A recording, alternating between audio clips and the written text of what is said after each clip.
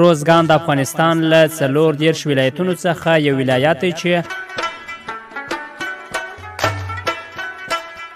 په مرکزی افغانستان او بیا سوحل کې پروت دی.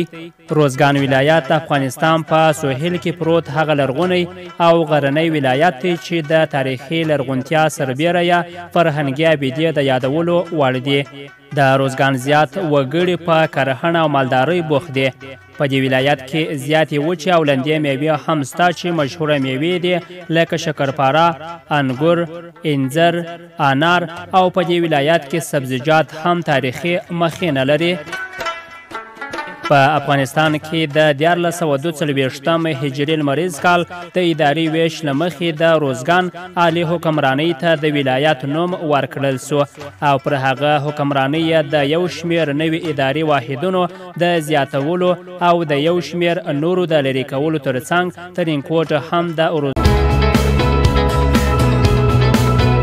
د شرق تلویزیون ټولې خپرونې په یوټیوب چینل کې زموږ یوټیوب چینل در سره سبسکرایب کړئ ترڅو تازه او په زړه پورې خپرونې وګورئ.